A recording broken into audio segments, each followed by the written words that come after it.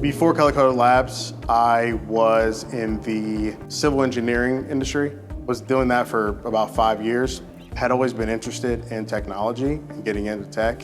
And then I actually had a friend who was actually the teaching assistant for Color Coded Labs, gave me some information, let me know that I should apply to try to get into the cohort, the first cohort. And I did, and yeah, things took off from there. Miguel as a student was, one of our top performers. He was tenacious, assertive and aggressive. If he needed help, he never hesitated to reach out to ask for additional help or support. He was kind of a leader in the group. Ideally, he was looking to become either a developer, software developer, or a data engineer.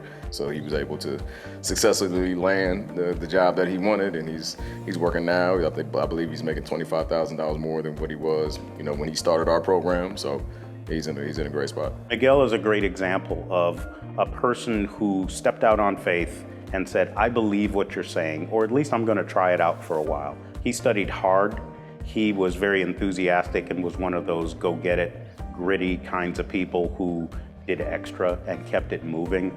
And he impressed a lot of people. JobsOhio happened to come through right up front with a scholarship that allowed our first pilot cohort to move through.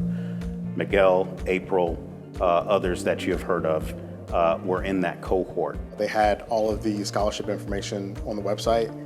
It was a super simple process. They handled most of that on the back end. It allowed me to go to Color Coded Labs without the burden or without the stress of thinking about paying the full price. Having the flexibility where I could finish work, do the classes after work, and then study a little bit after the kids went to bed was something that I had never heard of.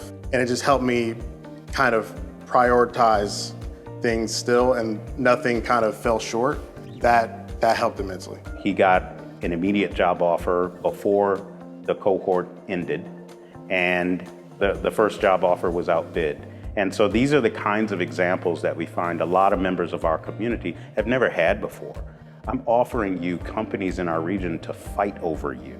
And if you've never had that experience before, let's talk about technology as an industry, because that's the kind of fighting that's going on. We want to create a feeding frenzy for you, and Miguel was our first time with that, and he's not the only one in that cohort that happened for. We're extremely proud of our current cohort that has almost half our women, almost half our men, and 2 are LGBTQ plus or transgender.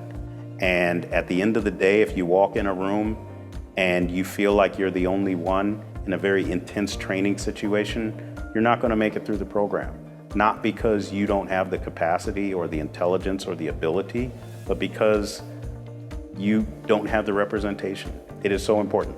Representation is important in the companies that we're placing people with, and it's important in the training programs. We're extremely proud to have the teaching assistants, the mentors, the lead instructors, the executives, the owners, all be representative of diverse communities.